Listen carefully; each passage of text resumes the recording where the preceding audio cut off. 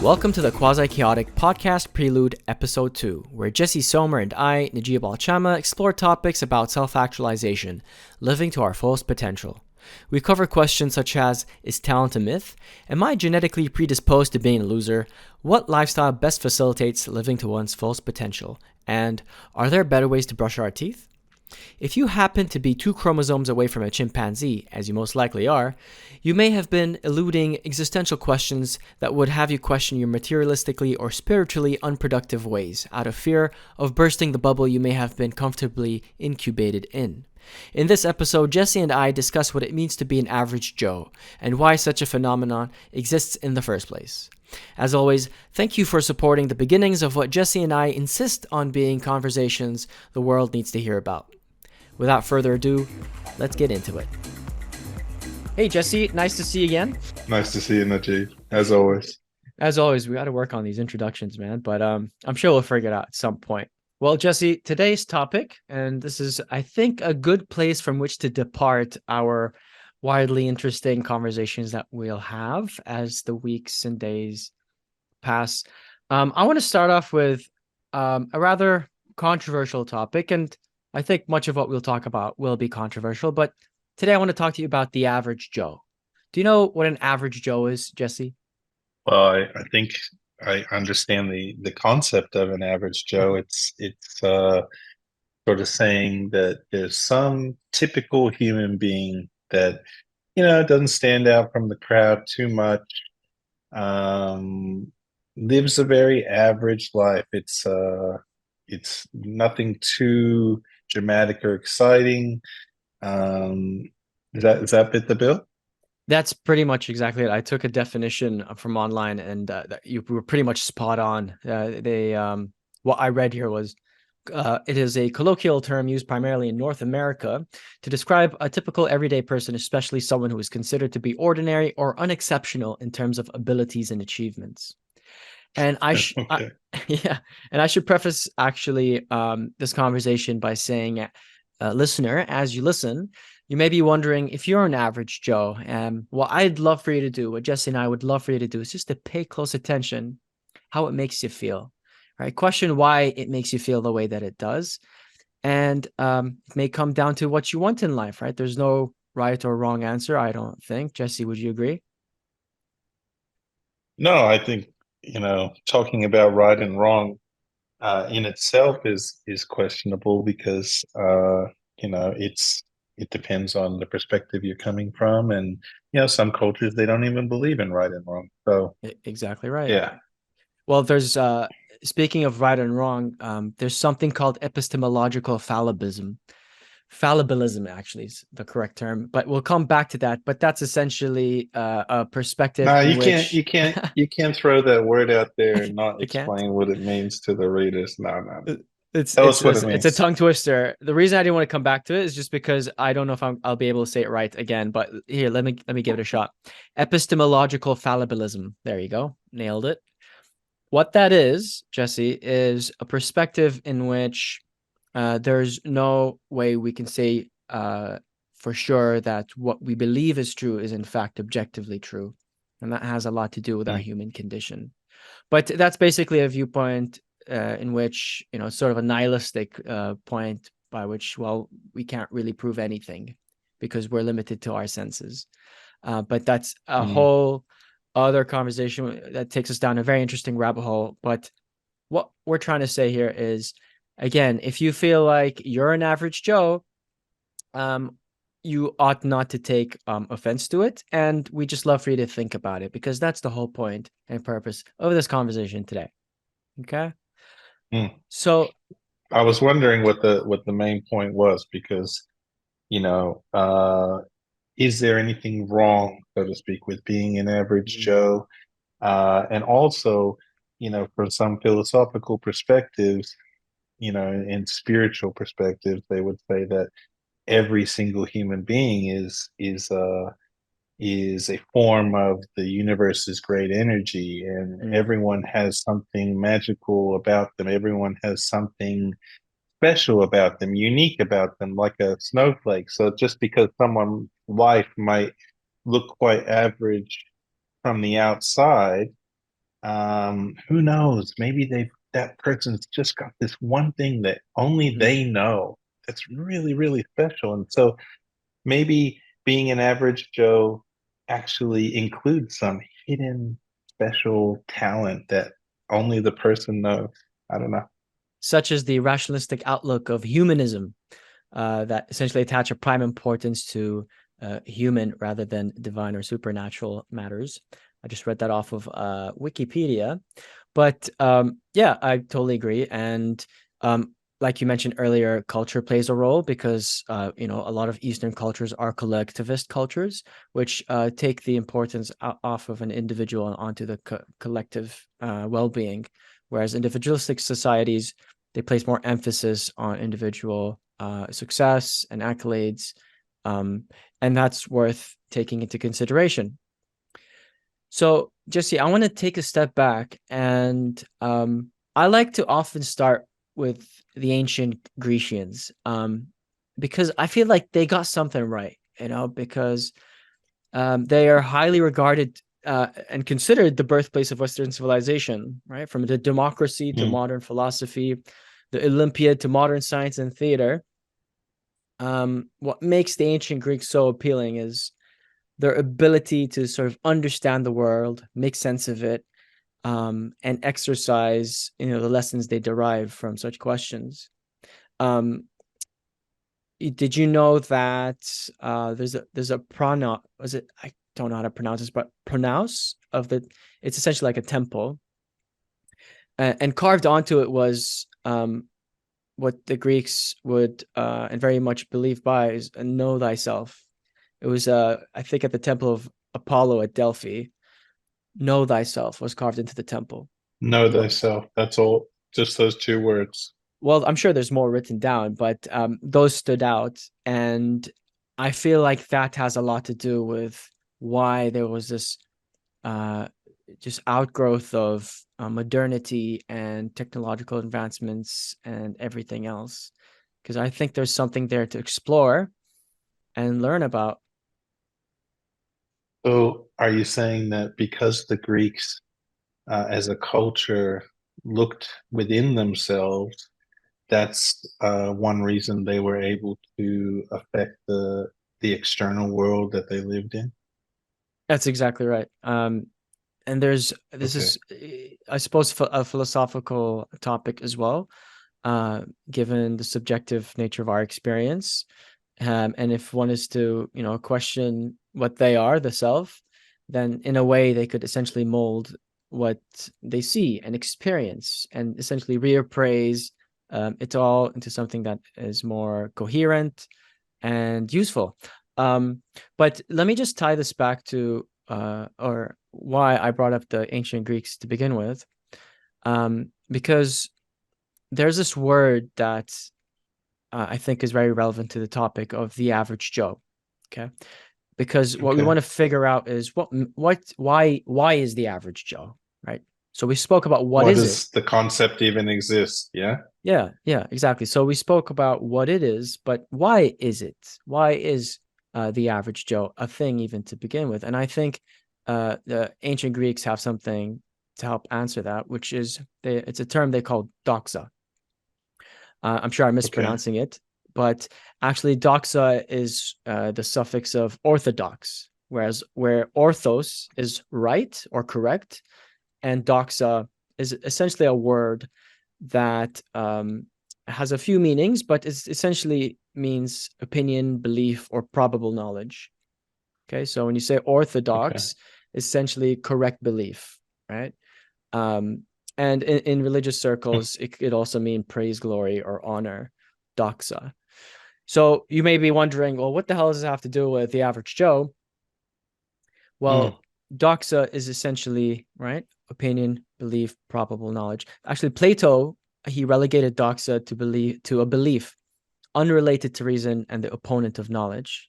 So Plato saw it to be sort of this thing that's a force against knowledge, something we're constantly grappling with. But Aristotle, he regarded as a necessary first step towards knowledge, or what he referred as episteme. So episteme is essentially, think of it as like objective truth or knowledge, and doxa is belief. So Would what do you episteme be the suffix of epistemology? probably right? Yeah, that's right. You're good at this. Okay, all right, And so the question all right. is, how do we feel about doxa? How do we feel about episteme? Because in some cases, doxa is, antithetical to knowledge, belief, opinion, probable knowledge. And Aristotle suggests that you can't have episteme without doxa. You can't have, knowledge and truth without Mm, some form of belief. some form of belief. Yeah, well, I'll just say that the idea of knowledge, I guess, is some form of belief, isn't it? That's right. That's exactly right. Yeah. So, for example, Okay. if I were to tell you that the Earth is flat, right? What is that based on? Well, what does flat mean? Well, flat is essentially a horizontal surface and there's no curve to it. Now, as far as my eye can see, right, the world seems to be flat. The horizon is too wide for me to see a curve. I can't really. It's flat. As far as I'm concerned, it's flat. So Mm, in that regard, I believe, I believe that the Earth is flat. But as far as my perspective is concerned, that's objective truth too. I mean, you've defined flat for me.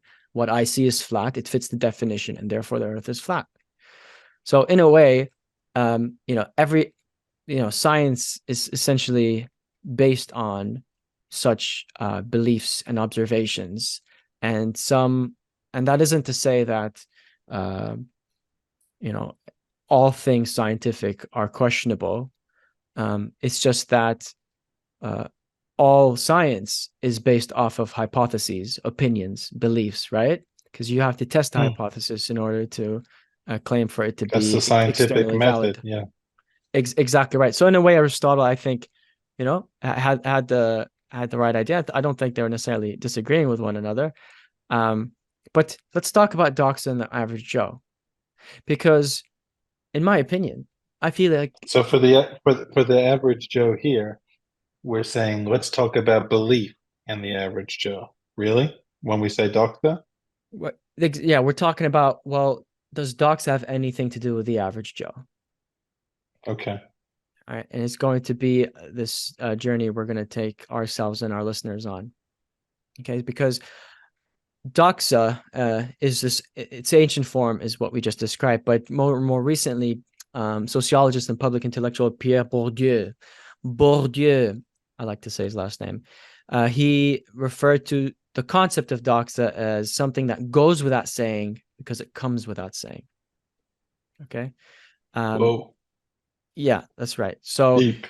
if you're still not quite sure how doxa works or what it is or what it feels like, that's a great way Mm. to describe it. It's something that goes without saying because it comes without saying.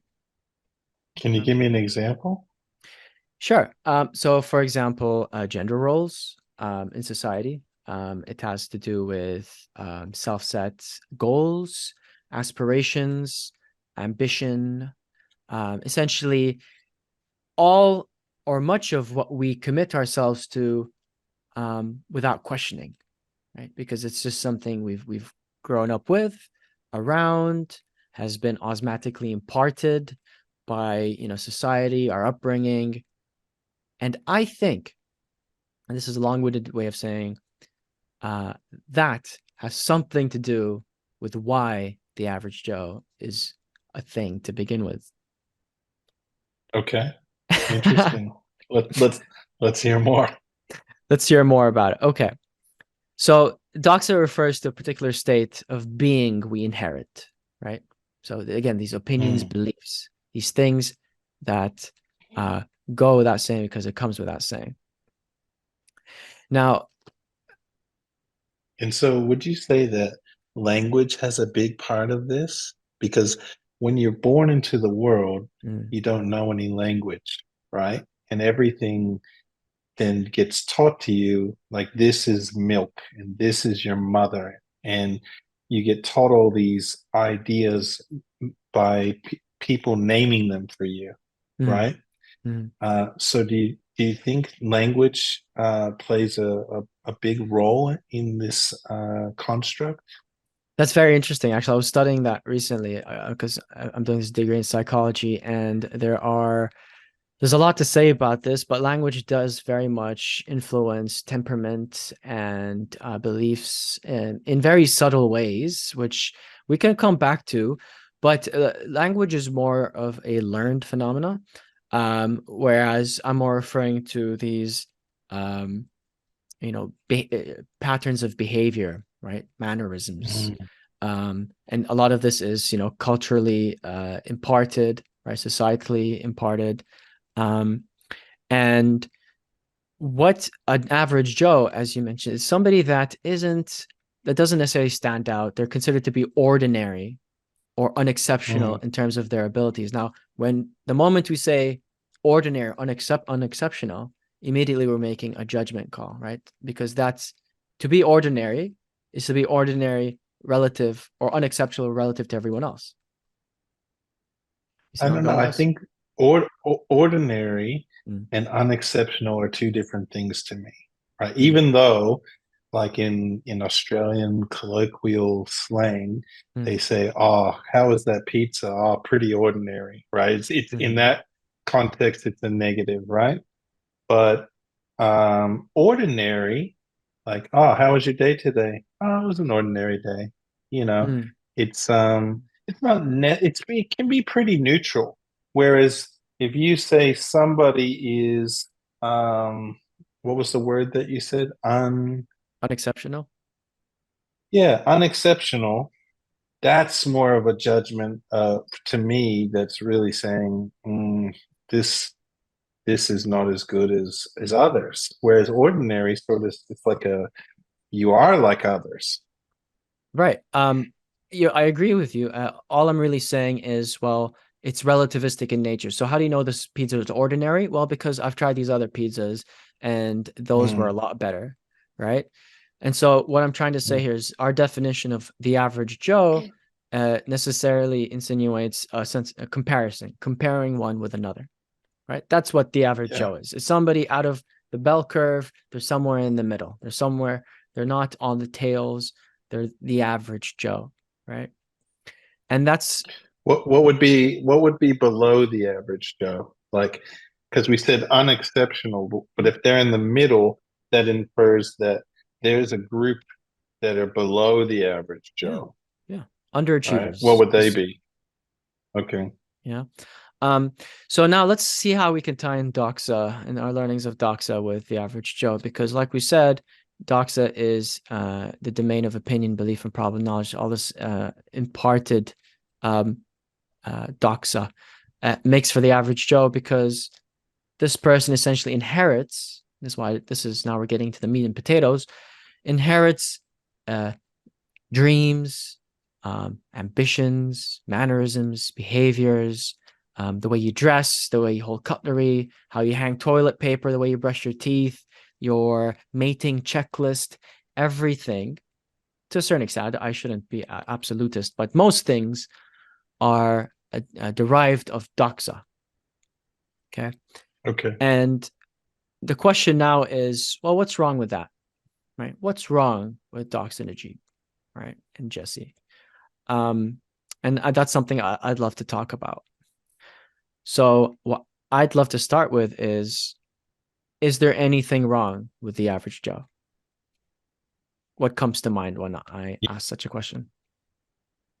Okay, so we're not talking about is there anything wrong with inheriting all these things from your family and culture and society and education. We're talking about what's wrong with uh, this idea of being the average Joe itself. That's assuming that doxa plays an influence to the average Joe, Mm, right? Again, so let me just let's go through this one more time. So the average Joe is derived of these uh, relativistic measures. Okay, so the average Mm. Joe is defined by somebody that isn't special, somewhere in the middle, but in the middle of what? And what I'm suggesting, they're in the middle of doxa. They're in the middle of all these inherited beliefs, opinions, ways of living. Given doxa, Mm. they are just somebody experiencing doxa that have been caught by the wave of doxa and are doing no more or no less than what doxa has to impart. Okay. Now, Okay. the next question is there anything wrong with that? Well, they say ignorance is bliss. Mm, But the question is, are they happy? The average Joe, is the average Joe happy? mhm, And I would imagine some are and some aren't, just like every other segment of human society. I might be wrong. mm. Um, would that be a good way to measure it? Like how happy someone is? Jesse, this is why I love talking to you because happiness is a measure, right? It is a measure um, that essentially drives our. It's essentially arousal, is what we call in psychology. That is a motivational theory of arousal. I think that's what it's called. I forget. But that's a way to judge whether something is wrong or right, right? Whether it makes you happy or not. But Mm. the topic of happiness, that is something we're definitely going to return to because the next question then obviously is, well, what's wrong with being a heroin addict, Jesse? Well, there have been very famous heroin addicts who were quite successful because they always had heroin. Heroin becomes extremely problematic when you're addicted to it and you can't get any. Then you have the physical withdrawal symptoms, etc. Right.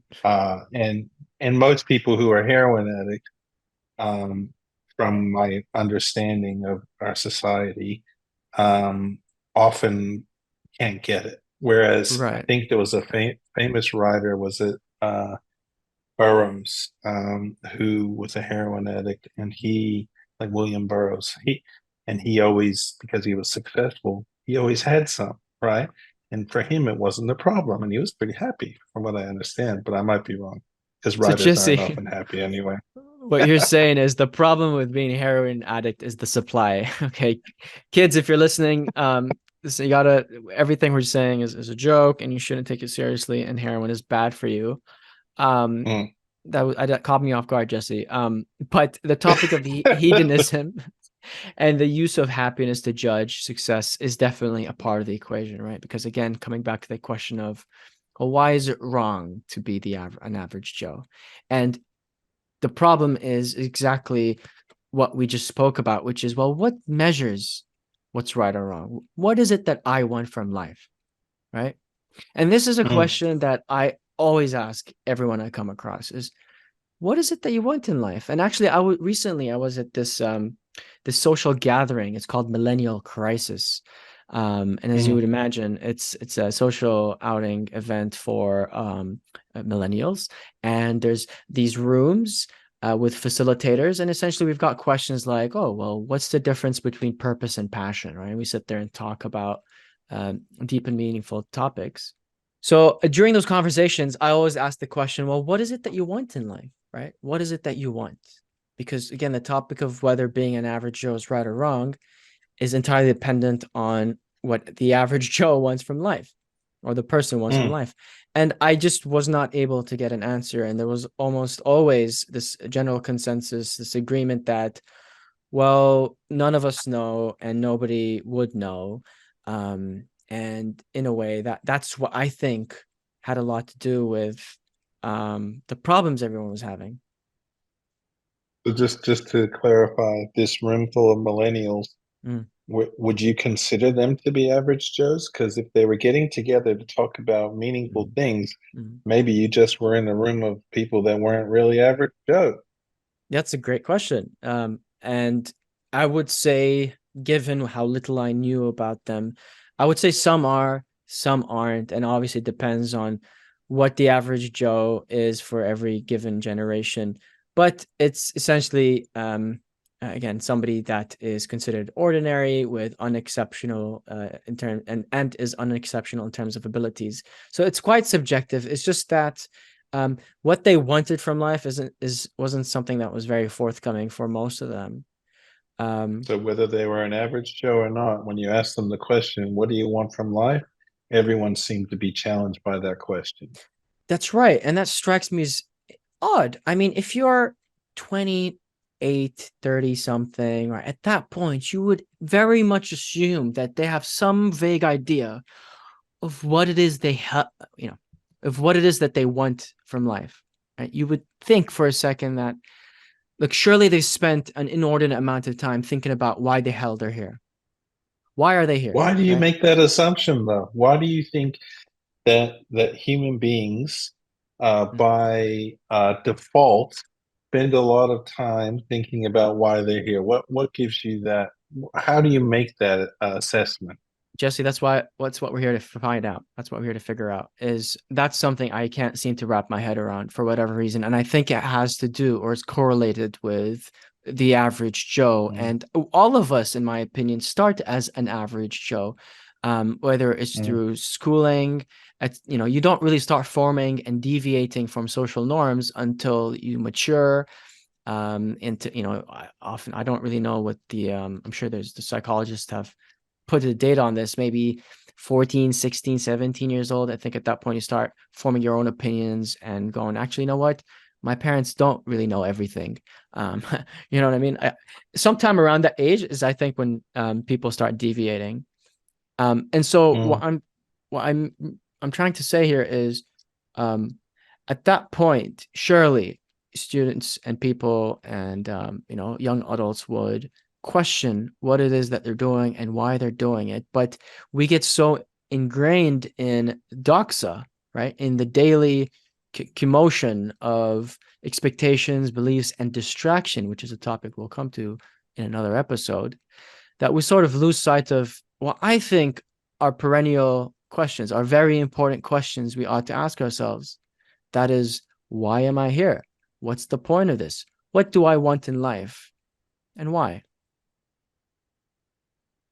So maybe the average Joe in your description of in your subjective analysis of what an average Joe is, maybe they're the type of person who maybe doesn't want to think too much about those Mm, deep questions. Maybe they're a bit scary, mm, and they're more comfortable in keeping them a mystery, not and just sort of going through the motions and thinking about the things that are directly in front of them. Like, okay, I got to keep the power on, so I got to work my job to pay the bills, to put food on the table and a roof over our head, keep the lights on, and these sort of more survival level thinking, as opposed to thinking about what they're doing while they're here, what really is important to them, and finding out their purpose. I guess this all ties back to why we made this podcast mm. about self-actualization. Exactly right. Do you think? Yeah. And I think from my experience, what you just said is exactly right. Because I've asked people this question when I start talking about such topics, and you could see their attention wane. Sorry. Um, I'd ask them like, so I'm just curious, are you not interested in the topic of existentialism or of nihilism or self-actualization? I'm just curious because it doesn't seem like you're interested in a conversation anymore. And oftentimes I'll get the answer. It's like, oh, Najib, look, that's not something I want to think about, man. Like, I've got kids, to feed, and look, I'm happy doing what I'm doing. These aren't questions I want to think about. And every time I get this response, a part of me dies. That is something I do not and have yet to understand. Well, maybe it has to do with the material world versus, for I'd like to have a better word for it, but for the spiritual world. Mm, So, the world that we can see and feel in our hands that we live in, the everyday human world, the world that's full of that everything's been named, and versus the world of unknowns and the mystery of life and and some people call it the spiritual realm. And so a lot of people, I've been told, would feel more comfortable just thinking about the material world when they live their life, right? And so they close themselves off to the spiritual side, and they suffer because of that, because that's half of life, right? Whereas you might find you meet some so-called spiritual people, some who are the opposite. They live very they're Mm, not that connected. They're not very grounded in the material world. And so they're lacking as well the other way. So the ideal, I think, to be a awakened person, so to speak, is to have uh, to live in both of those worlds, mm, and to be aware of them, and maybe the deep questions that you're talking about, these philosophical questions of why we're here, maybe mm, they fall in that spiritual sort of realm. mm. Well, that's an excellent segue, because what you're referring to there has a lot to do with Maslow's hierarchy of needs, which I guess we can touch on in this podcast episode. And for those that don't know, Maslow's hierarchy of needs is it's a form. Well, it's this thing developed by a psychologist called Abraham Maslow, and he was trying to figure out the meaning of life. Okay, he's trying to understand it a bit better. It's shaped like a triangle, right? That's right. It's shaped like a pyramid, although he didn't intend for it to Pyramid. take that shape. From his writing, it seems to suggest that these higher echelons, which we'll talk about in a second, are a little harder to attain. Okay, but on the Mm. topic of the average Joe, and well, look, Najib, they're distracted with materialism. They're more worried about their family, their work, putting food on the table. That's essentially what Maslow alludes to in his work. So in this pyramid, there are five essentially echelons, levels. Okay, and at the very base, you've got physiological needs like air, water, food, shelter. All right, just to basically to survive physiological Mm. needs. And so, as far as motivation is concerned, that's what's the first thing on your mind is, am I going to starve to death? And that's where your attention will go, as opposed to say, I need to learn how to mow my lawn. Right. That's right now. I need water before I die. So that's physiological Mm. needs. After that, there's safety needs, essentially personal security, employment, health, prosperity. Right. This has to do with building shelter. Essentially, first I need food to survive. Second, I need shelter so I don't die and get mauled by a bear. Right. And by the way, this doesn't necessarily have to be from the perspective of Neanderthals, right? So safety needs could be like a big house. I need a big house, right? Um, Mm. Love and belonging comes next. Um, Again, as you notice, these are harder to attain. Like friendship, intimacy, family, sense of connection. That's love and belonging, and that's again what people are motivated by. And so far, for most of human history, that's pretty much what we've been, busy with, right? Is surviving Mm. for most of Homo sapien history. Um, then safety, building shelter, and then only recently love and belonging, and tribalism and bigger tribes started to form, and we busied ourselves and worried ourselves about that. But once these preliminary echelons have been sort of catered for through technological advancements, and okay, well, now you can put food on the table without having to harvest and dig my fingernails on dirt every single day. Now I can worry myself about more higher aspirations, so such as esteem, right? Esteem, which is respect, recognition, right? There's some of that in tribes, and and then you're busy yourself with that. And self-actualization is what Maslow puts at the very top: desire to become the most that one can be, which is something that will require many conversations. But Mm. just tying it back to what you said just earlier, is the spiritual side and this materialist side. That's exactly what Maslow was trying to do, is to essentially figure out a way to get capitalism to harness self-actualization rather than these lower echelons of food and shelter, because that's pretty much what most capitalism is based on, right?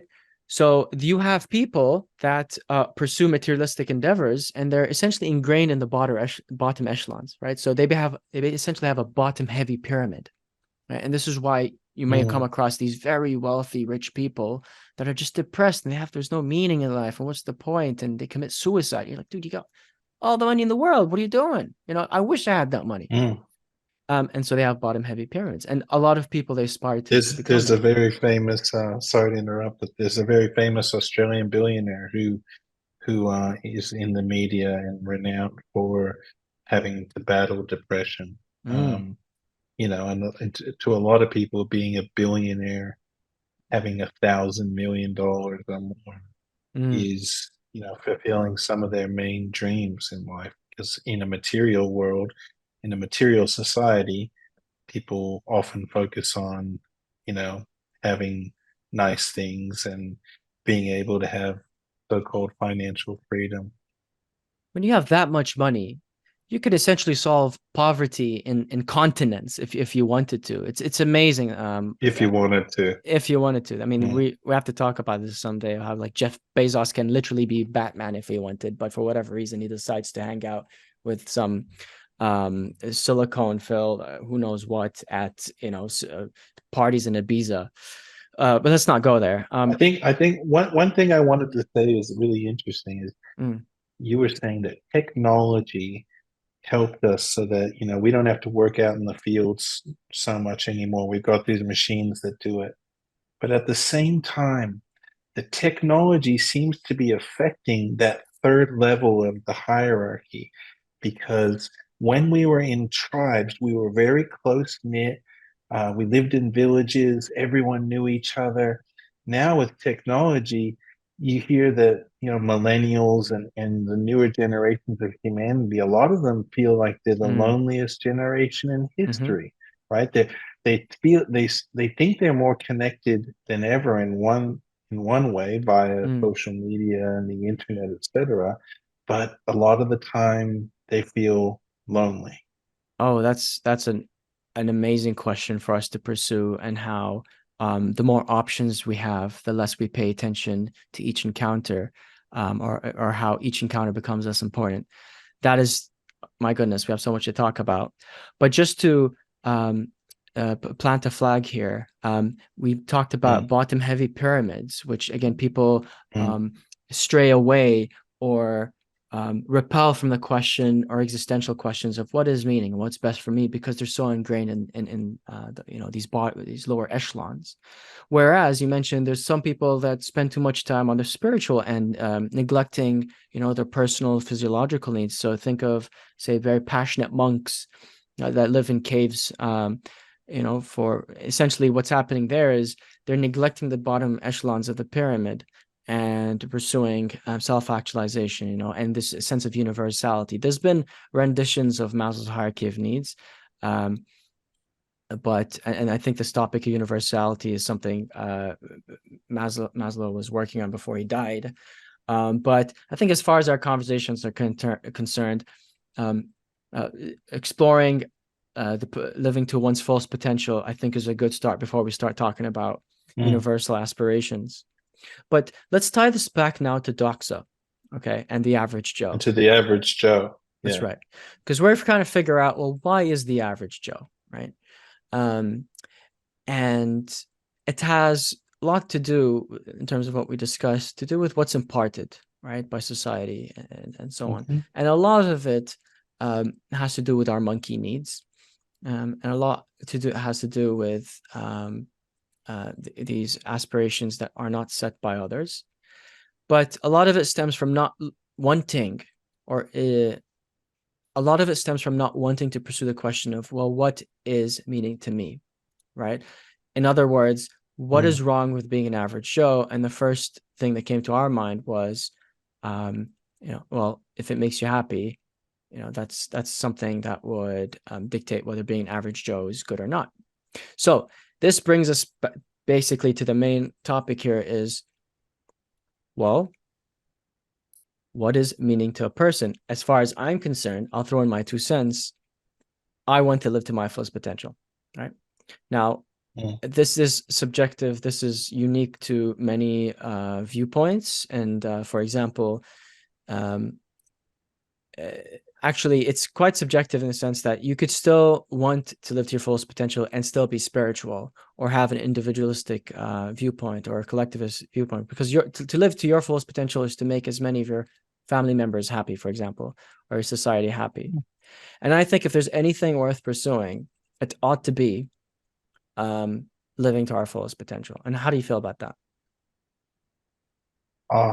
That ties in with something I've been reading lately. It's from Hindu philosophy, Mm. and there's a particular book I've been reading by a gentleman named Sadhguru, Mm. who's a yogi, Mm-hmm. and he basically says that we're all pieces of life, and the most important thing is to be the best piece of life you can be. And so that would entail, um, how you feel about yourself, how you interact with others, how you contribute to society. It's being, it's like if you look at life on an energetic level, Mm. it's living at a high frequency, where, yeah, you are thinking about the bigger picture. You're thinking Mm. about how you can impact the people around you and your own health and well-being, as well as your contribution to society as a whole. That reminds me of a line from Robert Browning. I think he's an English poet. He said, and I think I've mentioned this or mentioned this line before. He said, "A man's reach must exceed his grasp, or what's a heaven for?" There's this, and this sort of ties to what you just said. Is for whatever reason, there's this sense of ambition, this sense of wanting to maximize an experience or the experience of life. Um, and there's so much controversy around that topic because, is and this essentially leads us down to how can you get to an ought from an is, right? Given the world as it is, how can Najib ever say that we ought to live in any way, right? Because that's such a subjective judgment call. That's to say the world as I see it compels me to live to my fullest potential, and that's how everyone else ought to live their life. I reject, any. I'm not saying that everyone ought to think this way, but as far as I'm concerned, and this is what I'd love for the listener to think about, is how do you feel about committing yourself to the best version of you, right? And I know the first thing that comes to my mind as soon as I said that was all this self-help word salad bullshit that is so cliche and milked at this point, to which what I just said has lost all its meaning. Because so many people Okay. will say this, but what are you actually talking about, right? Because I don't want to just say things Mm, between you and I, Jesse, only to fall on deaf ears or for people to listen to it, nod, and then do nothing about their lives. That, if anything, mm, that's the opposite of what I want to do. There's enough of that out there, and I want to see if we can make a real difference. And I think it ought to start with questions, because this ties to what we started with, which is doxa. And in my humble opinion, and as far as Aristotle thinks, it's a necessary first step towards episteme. And the way you get there is by questioning doxa, is to question your ways, is to question what you've been imparted with, right? Your dreams, your expectations, everything that you do, how much of it is intrinsically driven, right? How much of mm, it is authentically something you've decided yourself, this is how I want to be, this is how I want to live my life. And again, listener, I'm getting frustrated just imagining you nodding and not doing anything about it. And you can hear me getting riled up because I've had so many conversations with mm, people where we talk, right? We're having this conversation and they're nodding. They're like, yeah, that's exactly right, Najib. And yeah, we should question these things. And then I see them next week and it's the same old, same old. They're stood out there outside of the office, their 9 to 5 office, smoking that cigarette, having their flat white Americano, whatever the hell you want, going to work, pushing paper around, complaining, talking about Netflix. Oh, have you seen this on the news? And oh my goodness, did you hear that Will Smith slapped that guy on stage? Wow, Oppenheimer, Barbie, and then going back home crying to mommy and daddy, wondering why life is so difficult for me and they're suffering. And just doing that day in, day out, refusing to change, refusing to ask and answer the right questions, the questions that keep them up at night. And why? Why the average Joe, Jesse? Why? Well, first of all, let's look at questioning a little bit deeper. So, um, you mentioned questioning, why we do things a certain way. I think another important thing is questioning our habits, right? Mm-hmm. Like we've got all these ways of doing things, and human beings have evolved to free up our hard drive in our heads.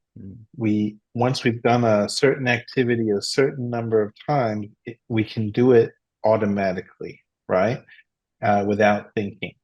And I think it takes a real effort to look at our habits, our habitual actions, and question them and say, is this something I really want to do? Is this something that's good for me?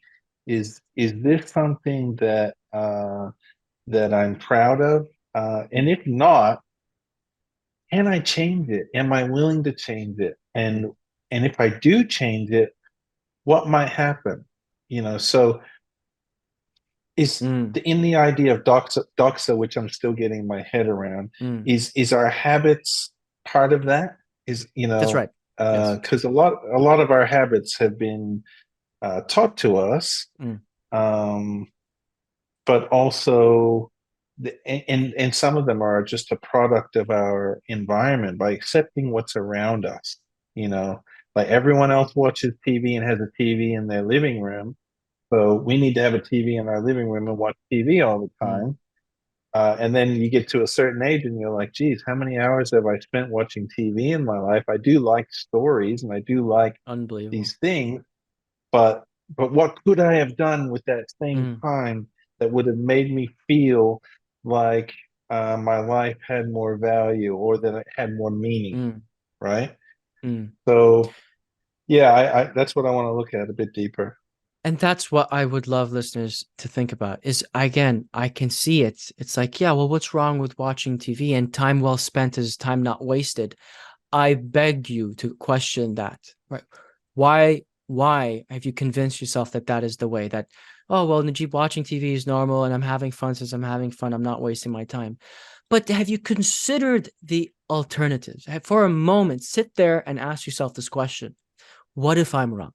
Right? What if I'm wrong about the inordinate amount of time that I've invested watching just shows engineered to touch on our primitive reactions, right? Drama, sex, violence, right? I am not sitting here going, oh, conspiracy theory. I'm just saying, right? You're sitting there and you're telling me that every hour you spend 2 to 3 hours a day playing a video game, watching TV, listening to the same stuff, whatever it may be. And somehow you've convinced yourself, yeah, what's wrong with that? Whereas out there, right, out there is experiences waiting to be experienced. You're going to live your entire life not knowing what it's like to hike a mountain, right? What it's like to try indoor climbing, to jump in a frozen lake, to I think I heard Stephen Fry say this in one of his talks. To um, drink the what was it? Drink the breast milk of a Nepalese virgin or something like that. How can you live the rest of your life not knowing what that's like? That blows my mind. That's again, at where I work. I won't name it but I'm sure people can find out. I would meet people and I'd ask, "Oh, so how long you been working here?" And they'd say, 23 years. And I just go, 23 years, right? And then I tell them about me, and they go, oh, that's crazy, Najib. You change your jobs all the time. You change your hobby. You change X, Y, and Z. And I go, you think I'm crazy? I think you're crazy for having to work your entire life for as long as I've lived in the same postcode. That is insane. That you're going to die not knowing what everything else the world has to offer offers. And you've convinced yourself that no, watching TV eating this ice cream. I'm going to do this day in and day out. And when something goes wrong, the first thing I'm going to gravitate towards is, oh, well, it's stuff out of my control. There's a black cloud over my head. I'm just unlucky. Like, hey, no, bozo, you're just sat there doing nothing about it. What are you complaining about? Right.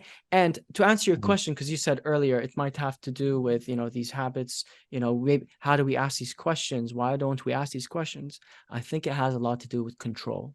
I think it has a lot to do with the fact that people don't feel in control of their success, of change, and they're afraid of it because we're afraid of things we're not in control of.